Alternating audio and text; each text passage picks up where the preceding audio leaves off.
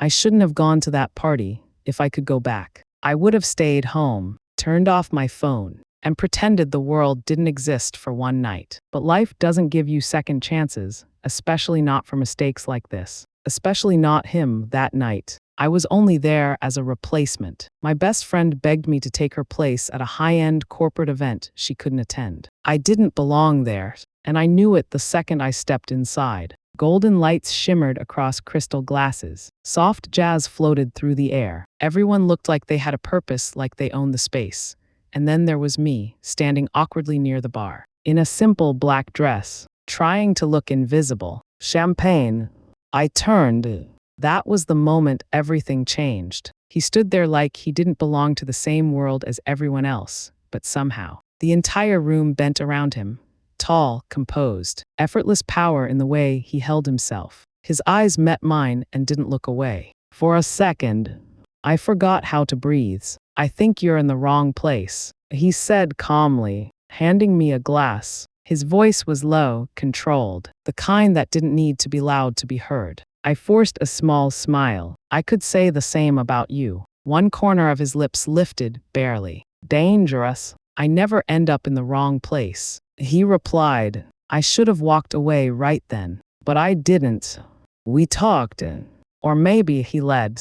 And I followed. I didn't even remember what we talked about afterward. Just fragments, his gaze lingering too long. The way he stood just a little too close. How every word felt intentional. Like he was studying me. Like I was something he had already decided on. Do you always trust strangers this easily? He asked at one point. I let out a soft laugh. Do you always interrogate people at parties? I only ask questions when I'm interested. Something in my chest tightened. I took another sip of champagne, then another. That was mistake number 2. By the time I realized I'd had too much to drink, it was already too late. The room blurred slightly. The music felt slower, warmer, and he was still there, still watching me, still too close.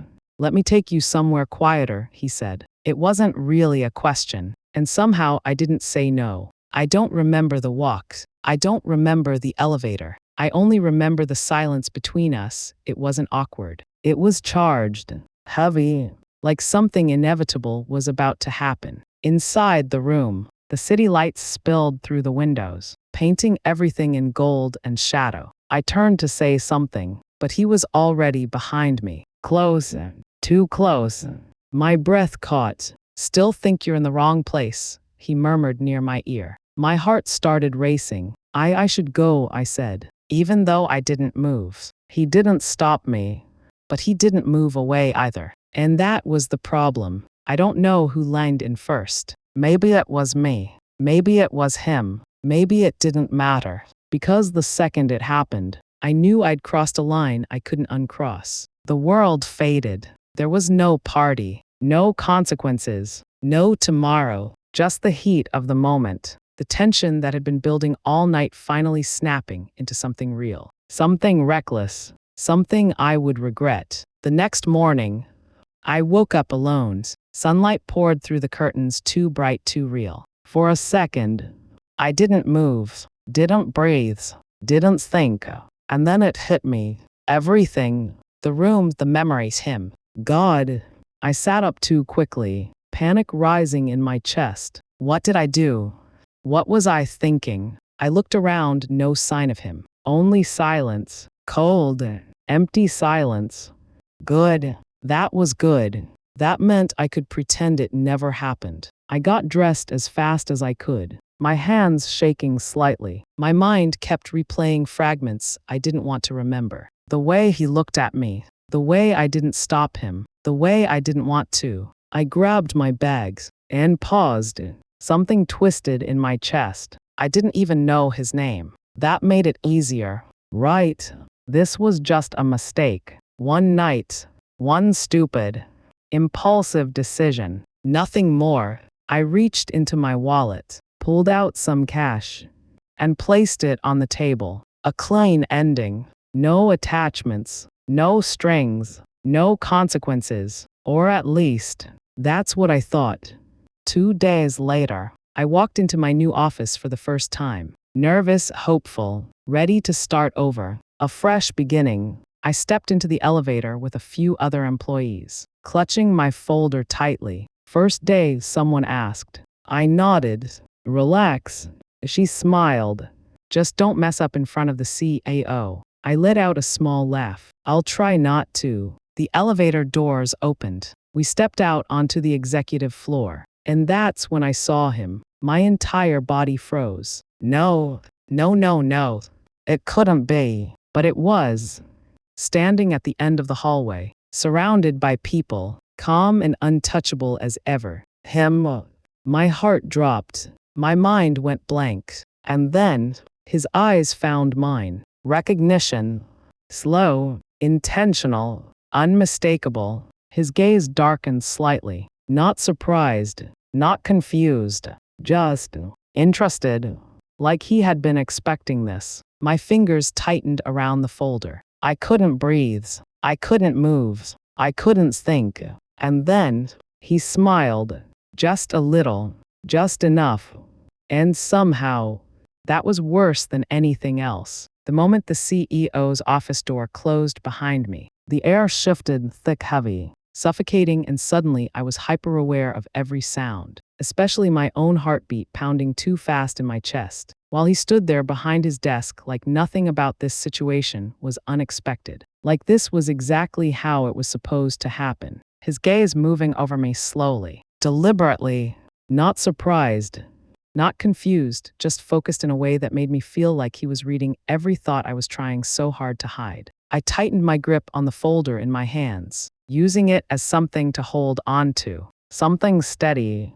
But the moment he spoke, low and controlled, that same voice from that night, everything came rushing back all at once. "You're earlier than I expected," he said, as if we had arranged this, as if I had walked into this on purpose. And I frowned, forcing my voice to stay level. "I don't know what you're talking about." But he only gave the faintest hint of a smile and stepped out from behind the desk, each slow step closing the distance I desperately wanted to keep. "Don't remember?" he asked, stopping just close enough for me to feel the weight of his presence. And I turned my face away, refusing to meet his eyes. "If there's nothing work-related, I'd like to," but before I could finish, his arm moved to the door, not touching me, not trapping me, but blocking my exit just enough to make it clear I wasn't leaving yet. "We have unfinished business," he said, calm but firm. And I forced myself to face him, taking a breath. "That was a mistake," I said quickly, cutting it off before he could say more. "One night. Nothing more. We should forget it." Silence stretched between us, too long, too tense. And then he let out a quiet, humorless laugh. "You can pretend to forget," he said slowly, his eyes locking onto mine. "But I don't." My heart stuttered. And before I could react, he reached back to the desk, picked up something small, and placed it in front of me, my hair clip, the one I had lost that night, and suddenly denial wasn't an option anymore. "You left this," he said softly, and I clenched my hands, forcing myself to stay composed. "Thanks. Now if I can's no," he cut in, sharper this time, and I looked up at him startled. "I don't like things unfinished," he continued, his gaze darkening slightly. "And that night isn't finished." A chill ran through me. "What do you want?" I asked directly, done pretending this was normal. He paused for a moment, like he was considering how much to say, then answered with a single word: "Stay." I let out a small, disbelieving laugh, unable to hide the irritation in my voice. "I work here for a job, not for you. But you'll stay because of me," he replied, certain, unwavering, like it wasn't even a question. "You don't have that right." "I do," he interrupted, his tone turning colder. "And you know it." The room fell silent again, heavier this time, pressing in from all sides, and I realized I was standing in front of someone who wasn't used to being denied, someone who controlled everything around him, and now he was starting to apply that control to me. "What if I refuse?" I challenged, testing him. He studied me for a long second, then tilted his head slightly, like the answer was obvious. "You can try," he said quietly, almost gently, which somehow felt even more dangerous. "But I don't think you'll like the consequences." I swallowed, not out of fear exactly, But because I could feel it, this wasn't something I could just walk away from. He turned back toward his desk as if the conversation was already over. But just as my hand reached for the door, his voice came again from behind me. Starting today, you'll report directly to me. I froze, my heart slamming against my ribs. I don't remember agreeing to that, I said, turning back. And he didn't even look up, just flipped a page in his file, completely calm. It wasn't a request, he replied. And for the first time since I walked into that office, I understood something clearly. What happened that night wasn't over. It was just the beginning. And this time, I wasn't sure I could leave so easily. He didn't call me again that day. And somehow that was worse than if he had, because the silence felt intentional, like he was giving me just enough space to think I could breathe before tightening his grip again. And I spent the rest of the afternoon pretending to focus on onboarding documents while my mind replayed every second. Inside his office, the way he looked at me, the way he said stay like it wasn't a choice, like it was already decided. And by the time evening came, I told myself I just needed distance, one quiet night to reset, to convince myself this was nothing more than a bad decision that got complicated. But the moment I stepped out of the building, my phone buzzed, and I didn't even need to look to know it was him. Still, I checked. And there it was, no greeting, no explanation, just a message, come to the parking level. Now my chest tightened, irritation rising fast enough to cut through the anxiety. I stared at the screen for a long second, debating whether to ignore it, to walk away, to prove that I still had control over my own life. But before I could decide, another message came in. Don't make me come get you. And something about the way he phrased it, calm, certain, like a promise rather than a threat, made my stomach twist. I exhaled sharply and turned toward the elevator, telling myself I was only going down there to end this properly, to draw a line he couldn't cross again. But the second the elevator doors opened to the nearly empty parking level, I saw his car, sleek black, parked like it owned the space, and he was already there, leaning casually against the driver's side, sleeves rolled just enough to reveal his wrists, posture relaxed but presence impossible to ignore, like he had all the time in the world and expected me to come anyway. His eyes lifted the moment I stepped out, locking onto mine with that same unreadable intensity. You're late, he said as I walked closer, and I stopped a few steps away, crossing my arms to create some kind of barrier. I didn't agree to come, I replied, my tone sharper than before, but he only glanced at his watch, briefly unconcerned. And yet you're here, he said, as if that proved his point. And I hated that it did. Say what you need to say, I insisted, refusing to let him control the pace of this. But instead of answering, he opened the passenger door, a simple gesture, quiet, controlled. Get in, he said. And I didn't move, no. I answered immediately. I'm not going anywhere with you. His gaze lingered on me for a second longer. Then he stepped closer, not rushing, not aggressive, just closing the distance until I could feel that same suffocating awareness again. You've been avoiding me all day, he said, his voice lower now, more personal. I gave you time. I didn't ask for it.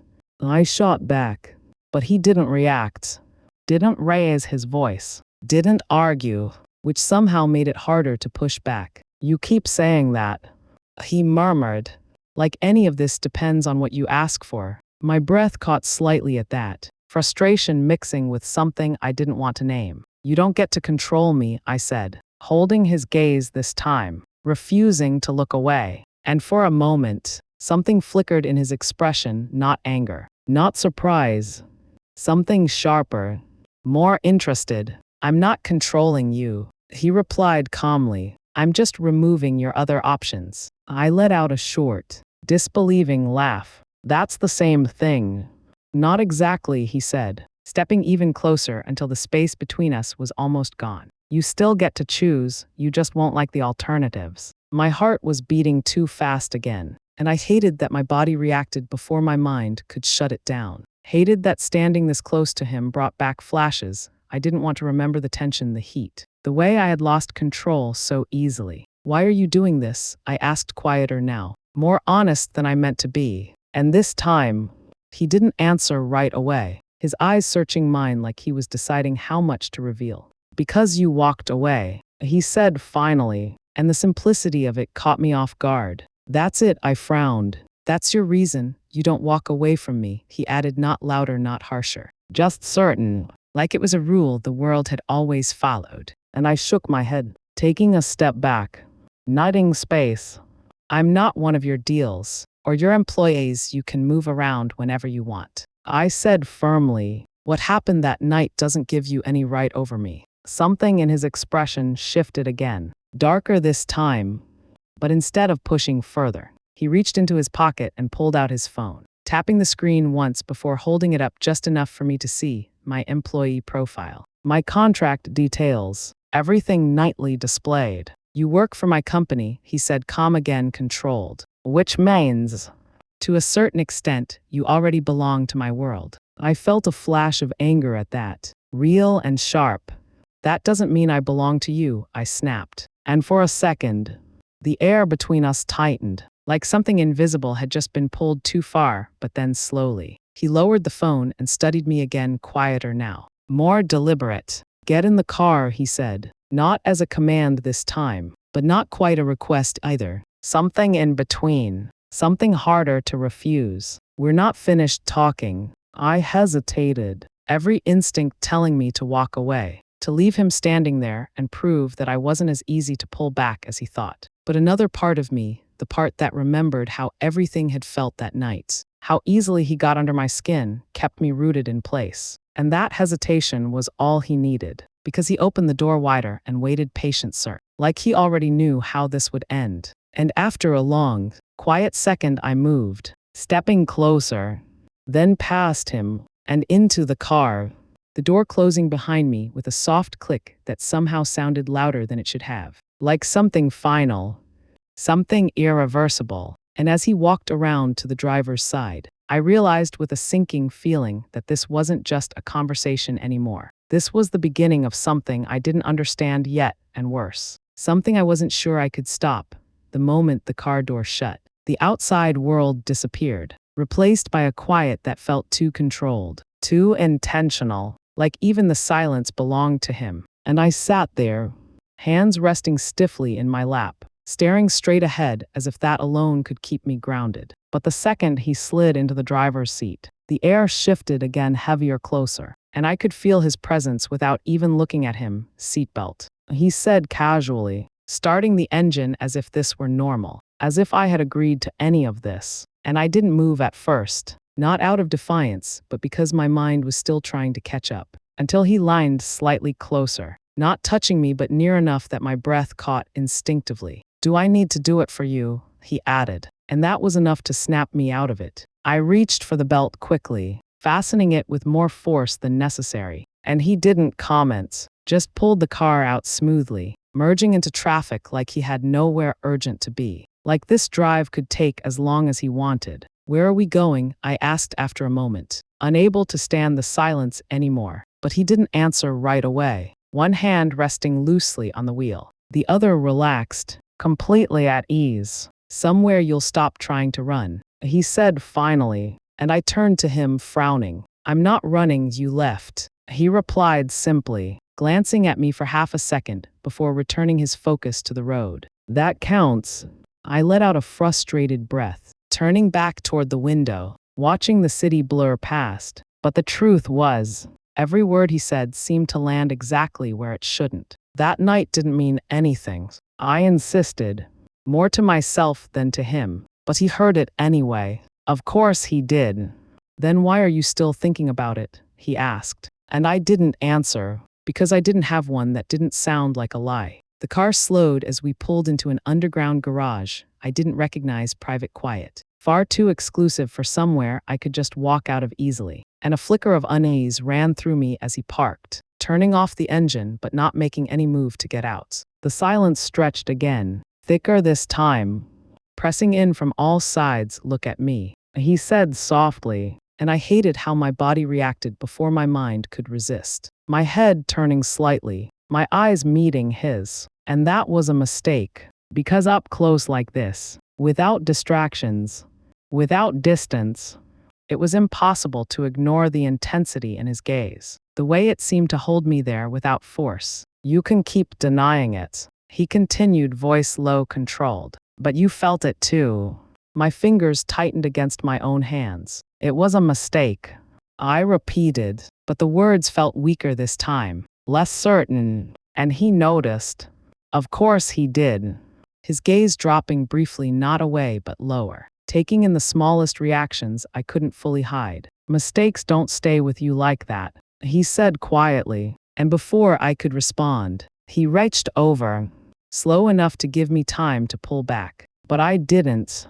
I just froze as his fingers brushed lightly against my wrist. Barely a touch, but enough to send a sharp awareness through me. You're shaking, he murmured, not mocking, not gentle either, just stating it like a fact. And I pulled my hand back quickly, creating space again. Stop doing that, I said, my voice tighter now.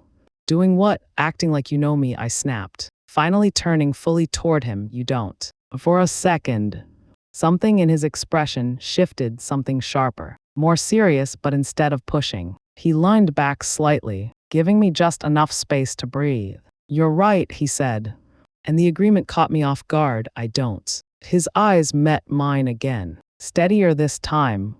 But I want to. The simplicity of it made my chest tighten in a way I didn't expect, and I shook my head, forcing myself to stay focused. That's not my problem, I said, reaching for the door handle. I'm leaving. But before I could open it, his voice came again, lower, closer, stopping me without physically doing anything. If you walk out now, he said, I won't stop you. My hand paused, fingers still resting on the handle, and slowly, I turned back, suspicious. Then what? I asked, and he held my gaze, completely calm, completely sure. Then tomorrow, he said, you'll be transferred to my office permanently. My heart skipped, anger flaring instantly. You can't just. I can. He interrupted, not raising his voice, not needing to, and I will. The certainty in his tone made it clear this wasn't a bluff. This wasn't a threat he might reconsider. This was already decided, and I felt the walls closing in again. Not physically, but in a way that was somehow worse. Why are you doing this? I demanded, frustration bleeding into every word. And this time, he didn't look away, didn't deflect, didn't soften it.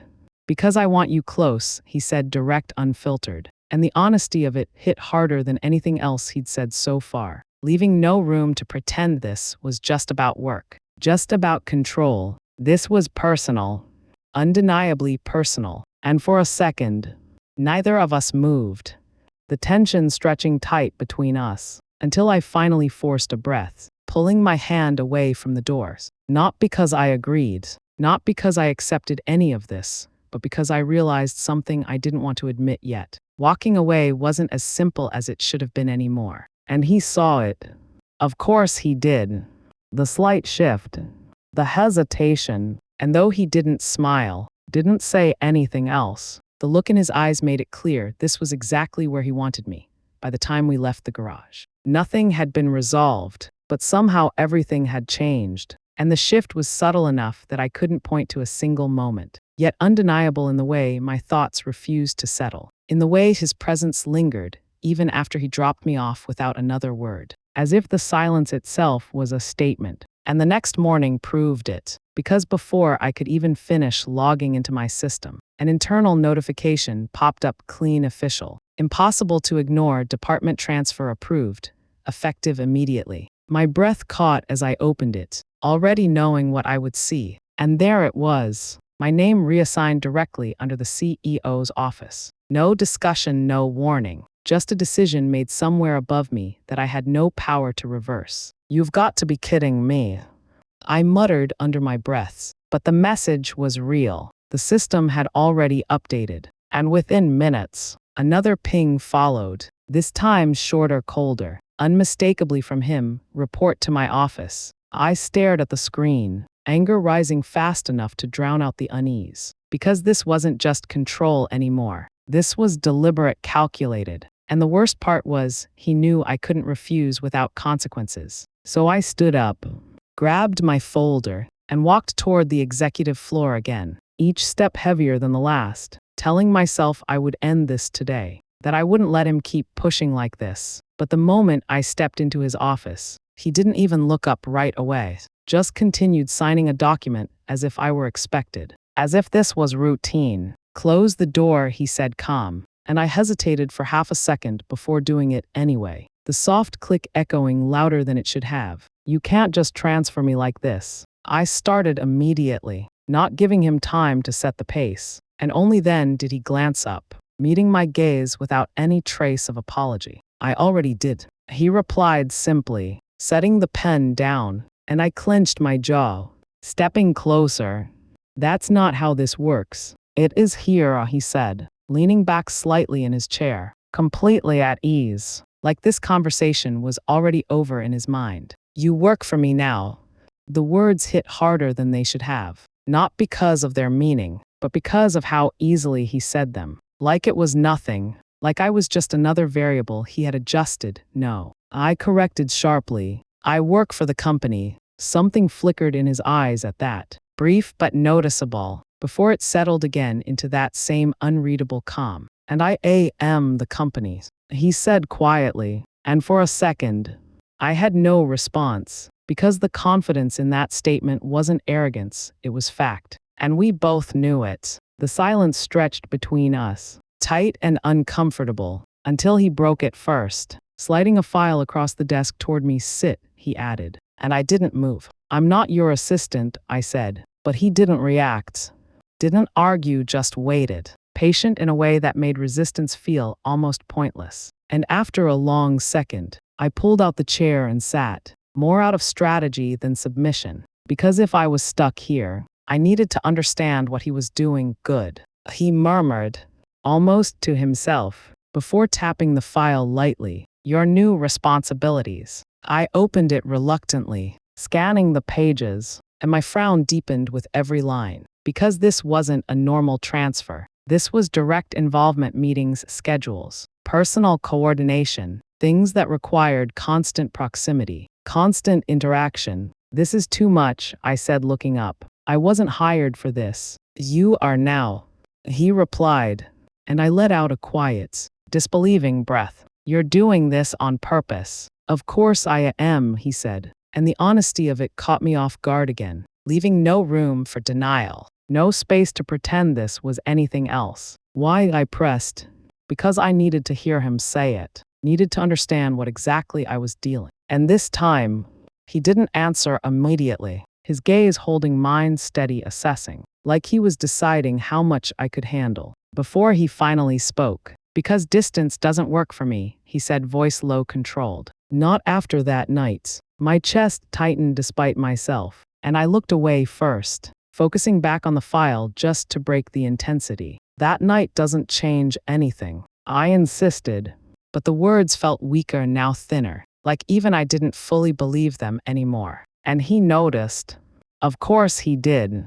He always noticed. It changes enough," he replied, quieter this time, and before I could respond, his phone buzzed briefly, a message flashing across the screen before he turned it over. Uninterested, like nothing outside this room mattered right now. "We have a meeting in 10 minutes, he added, shifting the conversation without warning. "You'll come with me," I blinked, caught off guard by the sudden change. "I don't even know what it's about." "You will," he said, already standing, adjusting his cufflinks with precise, practiced movements. And I realized this was another part of it, not just control, but immersion, pulling me into his world so completely that stepping out would feel impossible. "This isn't necessary." I tried one last time, standing as well, but he paused beside me, close enough that I could feel the faint warmth of him again, that same awareness creeping in no matter how much I resisted. "It is for me," he said quietly, just loud enough for only me to hear. And before I could react, before I could respond, he stepped past me and opened the door, completely composed again, like nothing personal had just been said. "Don't fall behind," he added, not looking back, and I stood there for half a second longer, staring at the open doorway, realizing with a slow, sinking clarity that this wasn't just about keeping me close anymore, this was about making sure I stayed. The meeting should have grounded me, should have reminded me that this was just work, Just numbers and strategies, and people talking over each other in polished, professional tones. But it didn't. Because the entire time I was aware of him, of where he stood, where he sat, the way his voice cut through the room with quiet authority, and worse, the way he seemed aware of me too. Like every time I shifted slightly, every time I hesitated before speaking, he noticed. And by the time it ended, my focus was gone. My thoughts tangled somewhere between frustration and something far more dangerous. And I told myself I needed distance, even if it was just for a few minutes. So the moment everyone started filing out, I stepped back, intending to leave first, to get ahead of him for once. But I barely made it halfway to the door before someone called my name, Lina. I turned surprised and found one of the senior managers smiling politely, holding a folder. "You handled those notes well, especially for your first day up here," he said, his tone easy friendly. And for a second I relaxed, grateful for something normal. "Thank you," I replied, forcing a small smile. "I'm still figuring things out." "You're doing better than most," he added, stepping a little closer. "Not too much, just enough to continue the conversation. If you ever need help adjusting, I wouldn't mind showing you around." It was harmless, professional, exactly the kind of interaction I should have been having all along. And I nodded, about to respond, when I felt that shift in the air again, subtle but unmistakable, and I didn't even need to turn to know he was there. But I did anyway, slowly, and the moment my eyes met his, the tension snapped back into place, sharper than before. His expression wasn't angry, not openly, but something in his gaze had darkened, cooled, like the temperature in the room had dropped without anyone else noticing. "The meeting is over," he said, his voice calm, directed at no one and everyone at once. But his eyes stayed on me, and the manager beside me straightened slightly, picking up on something even if he didn't understand it, of course. He replied quickly, giving me one last polite nod before stepping away. And just like that, the moment was gone, replaced by the familiar pressure of his attention. "Come with me," he said, already turning, not checking if I would follow. And I hesitated for half a second, irritation flaring again. But I went anyways, because refusing here, in front of everyone, would only make things worse. And the second we were back inside his office, the door closing behind us, the calm facade slipped just enough for me to see what was underneath. "Who was that?" he asked, his tone still even, but there was something tighter beneath it, something restrained. And I frowned, caught off guard by the question. "A manager." I answered simply, setting the folder down on the desk. He was being polite. He was getting too comfortable. He corrected, and I let out a short, disbelieving breath, turning to face him fully. "Are you serious right now?" I asked, because I genuinely couldn't tell if he was joking. But the look in his eyes told me he wasn't. "You don't get to decide who I talk to," I continued, my voice sharpening. "That's not your call. It is when it affects me," he replied without hesitation, stepping closer, and that familiar tension snapped tight between us again. "It doesn't affect you," I shot back. But even as I said it, I knew he wouldn't accept that answer. "It does," he said, quieter now, more controlled, which somehow made it worse. "I don't like it." I stared at him for a second, processing that. The simplicity of it, the audacity. "You don't like it," I repeated, incredulous. "Then deal with it." I turned slightly, intending to create distance again, to end this before it spiraled further. But his hand caught my wrist, not harsh, not painful, but firm enough to stop me, and my breath hitched despite myself. The contact immediate, electric in a way I hated. "I don't share," he said, his voice lower, now closer, and I froze. Not because I couldn't pull away, but because something in the way he said it rooted me in place for a second too long. "I'm not something you can share," I snapped back, finally pulling my hand free, stepping away, putting space between us again. But my pulse was already too fast, my thoughts too scattered. And he watched me closely, taking in every reaction I couldn't fully hide. "That's where you're wrong," he said quietly, and I shook my head, frustration building fast enough to almost drown out everything else. "No," I said firmly, What's wrong is you thinking you have any claim over me because of one night. The words hung in the air sharp, final, and for a moment, he didn't respond, didn't move. Just looked at me in a way that made the silence stretch uncomfortably long. Until finally, he stepped forward again, slower this time, more deliberate. You think it's just that? He asked, and something in his tone had shifted, not softer, not gentler, but deeper, more serious than before.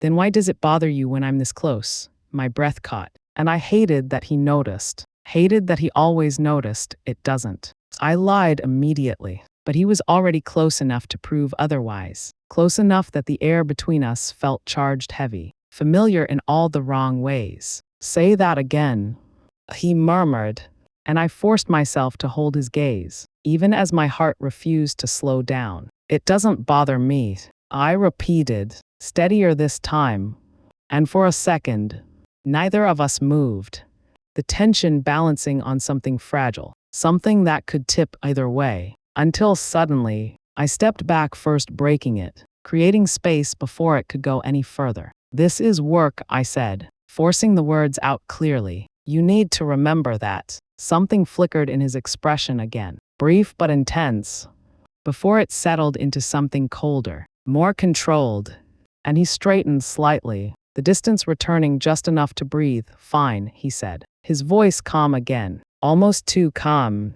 Then act like it. I frowned slightly at that, not sure what he meant until his gaze shifted briefly toward the door. And a second later, there was a knock, the timing too perfect to be a coincidence. Come in, he called, already turning away from me, back to his desk, as if the moment we just had never happened. And when the door opened, revealing his assistant with a stack of documents and another woman just behind her, elegant, composed, and very clearly not just any visitor, I felt something tighten in my chest without understanding why. Sir, Miss Carter is here to discuss the engagement announcement, the assistant said politely, and for the first time since I met him, I saw it, not hesitation, not uncertainty, but something carefully concealed, as his gaze flicked briefly toward me before returning to the woman at the door. Send her in, he said, calm, controlled, like everything was exactly as it should be. But the words echoed differently in my head, louder, sharper. Because suddenly, this wasn't just about control anymore.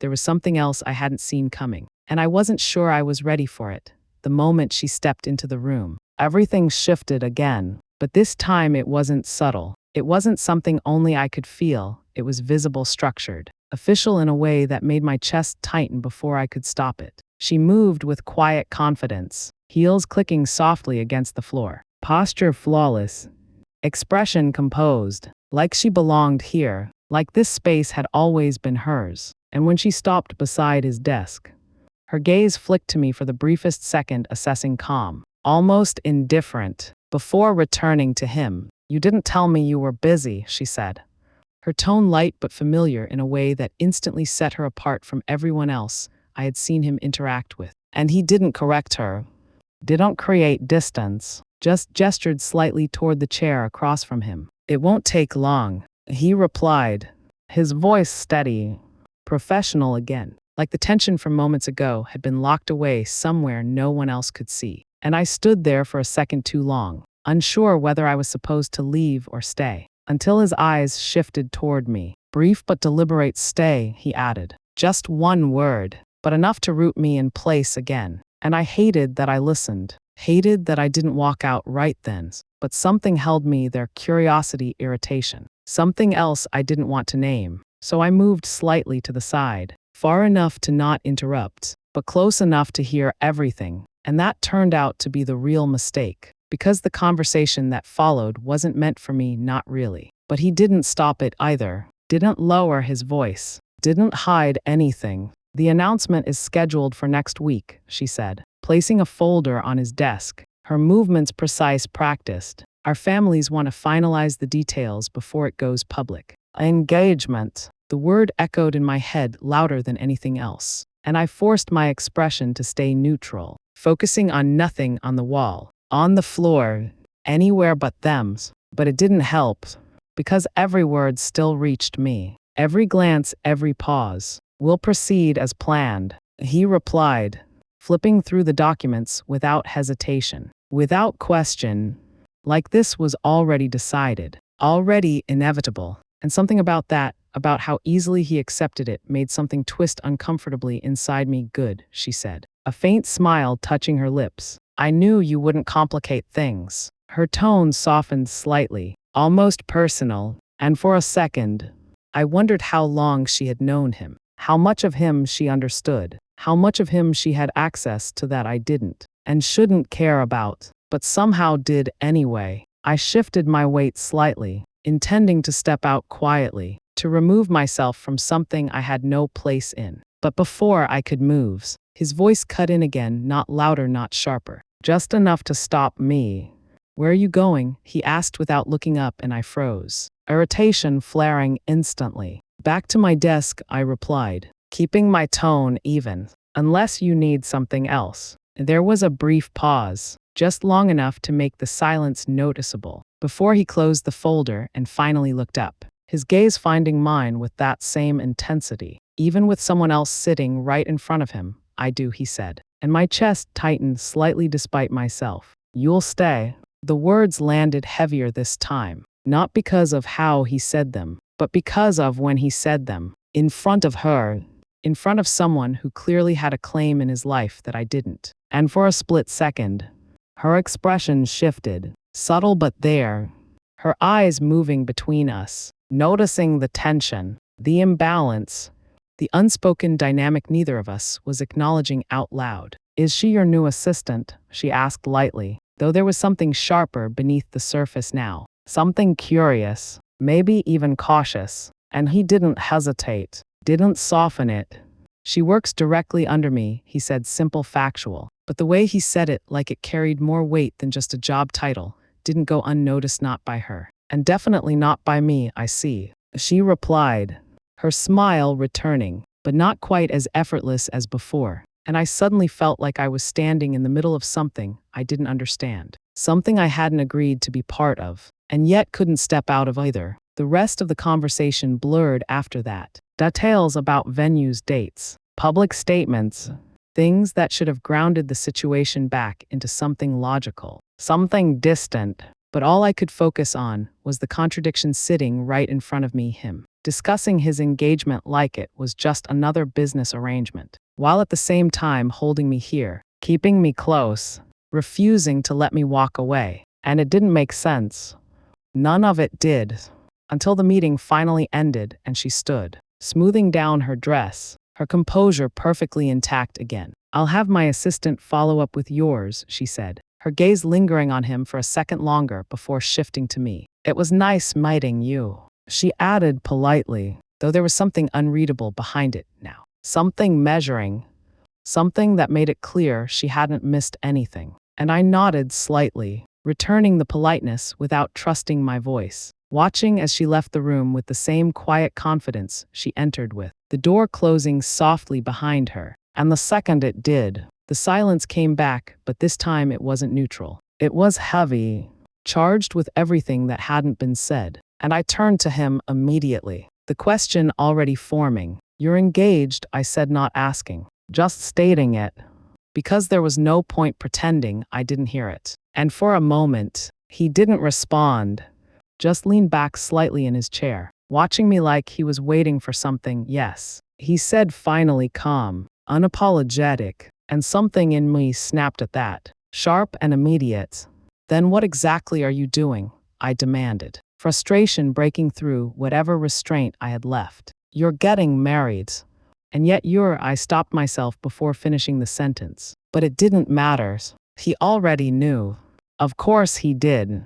His gaze darkening slightly, not with guilt, not with hesitation, but with something far more dangerous. And yet I'm what? He asked quietly, and the way he said it made it clear he wanted me to say it, wanted me to define whatever this was out loud. And I shook my head, stepping back, needing distance again, needing clarity. This is wrong, I said, more to myself than to him, but he didn't let it stay that way. Is it? He replied, standing now, closing the distance slowly, deliberately, like he had all the time in the world. Then why didn't you leave when you had the chance? My breath caught, because I didn't have an answer that didn't expose too much. didn't admit something I wasn't ready to face. And he stopped just close enough to make that awareness return again. Stronger this time, heavier, tangled with everything I had just learned. You're not part of my engagement, he continued, his voice lower now, more personal.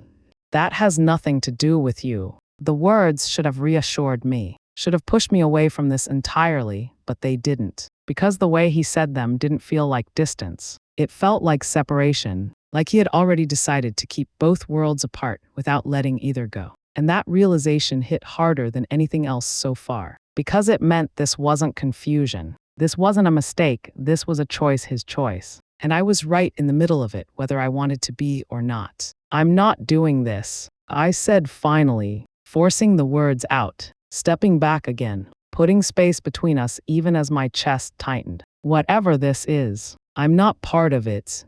For a second, he didn't move, didn't respond, just watched me with that same unreadable intensity, and then slowly, something shifted in his expression, not softer, not kinder, but more certain, more resolved. You already are, he said quietly, and before I could react, before I could argue, his phone buzzed again on the desk, the interruption sharp and perfectly timed, and he glanced at it briefly before picking it up, his focus shifting just enough to break the moment. What is it? He asked into the line, his tone instantly back to business. But whatever he heard on the other end made his expression change slightly. More serious now, more focused, and he stood straighter.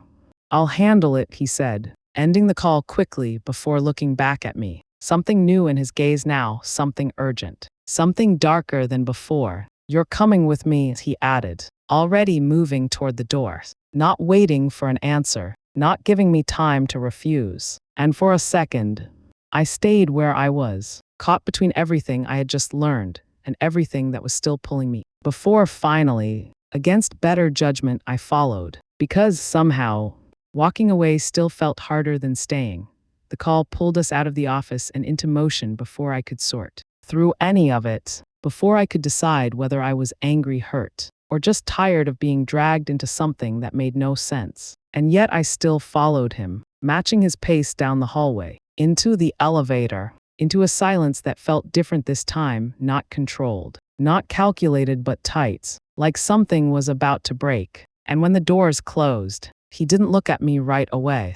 His jaw set slightly, his focus somewhere else for once, which only made everything feel more real, more unstable. What happened? I asked, because the shift in him was impossible to ignore. And after a second, he exhaled quietly, like he had already made a decision. The announcement is moving up, he said, his voice lower now, less detached than before. They want it public tonight. My chest tightened again, faster this time, sharper, and I didn't even try to hide it, then go. I said immediately, because that was the obvious answer, the only logical one. You should be there.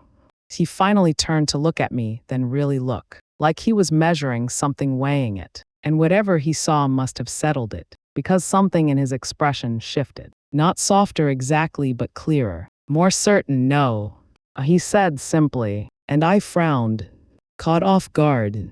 No, I repeated, this is your engagement. It's a deal, he corrected, calm but firm.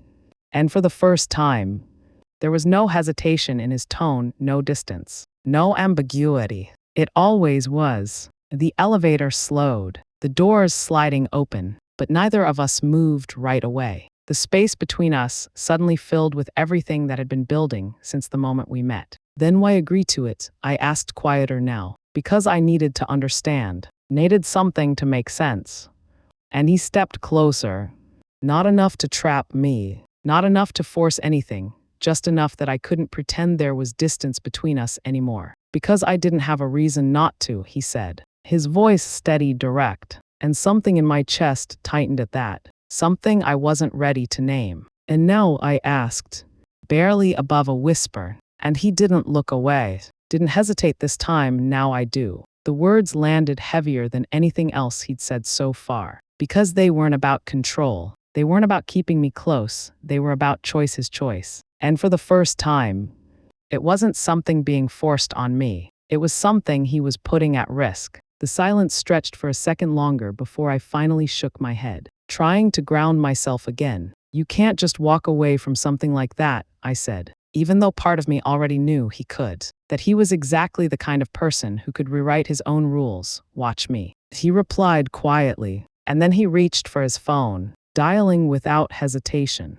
his gaze still on mine as the line connected. Cancel it, he said the moment someone answered, his tone calm, absolute, leaving no room for negotiation. The engagement, the announcement, everything. There was a pause on the other end, faint, distant, but he didn't break eye contacts, didn't soften. I'm aware, he added. Handle the fallout. And then he ended the call just like that, like it was nothing, like he hadn't just undone something that had clearly been planned for far longer than I had been in his life. And for a second, I just stared at him, the reality of it settling in slowly. You didn't have to do that, I said finally, because it felt too big, too sudden, too much. And he shook his head once, dismissing it. I did, he said. And there was no doubt in his voice, now none at all. I don't keep things I don't want. The words were simple, but the meaning behind them wasn't. And before I could respond, before I could figure out what to say, he stepped closer again, closing the distance completely this time, but still not touching me, still giving me the space to decide. I'm not going to force you, he continued, quieter now, more controlled in a different way, not restraining himself, but choosing carefully. Not this time. My breath caught slightly at that, because it was the first time he had said anything like that. The first time it felt like the choice wasn't already made for me. Then what are you doing? I asked, because I needed to hear it, needed him to say it clearly. And he held my gaze steady, unwavering. I'm choosing you, he said. And the simplicity of it hit harder than anything else, because there was no manipulation in it, no pressure. Just a statement, a decision he had already made. And for a moment, I couldn't move, couldn't think, because everything that had happened, the control, the tension, the frustration, the pull I kept trying to ignore, suddenly felt different, not gone, but changed, redirected into something that didn't trap me the same way. And I realized then that I still had the chance to walk away. He wasn't stopping me. He wasn't blocking the door. He wasn't taking away my options this time. And that was what made it harder, because now it really was my choice. You're not making this easy, I said softly, a faint, almost reluctant smile touching my lips. And for the first time since I met him, something in his expression shifted into something almost lighter, not softer, but real in a way I hadn't seen before. It was never supposed to be easy, he replied, and I let out a quiet breath, shaking my head slightly before stepping closer, closing the last bit of distance myself this time. Not because I had to, not because he pulled me in, but because I wanted to. This doesn't fix everything, I said. Because it didn't. Because there were still too many complications, too many consequences waiting outside this moment. And he nodded once, accepting that without argument. I know, he said, but we'll deal with it. And there was something steady in that, something that didn't promise perfection, just commitment, just presence. And that was enough, at least for now. So I looked at him for one more second, searching for hesitation, for doubt, for anything that would make me step back again, but there was none. Just that same certainty, now directed differently, no longer trapping me, but waiting for me. And slowly, I let out the breath I didn't realize I was holding. Then don't let me regret it, I said quietly. And this time, when he stepped closer, when his hand finally reached for mine, it wasn't to stop me from leaving, it was to hold on because I chose to stay, and somehow that made all the difference.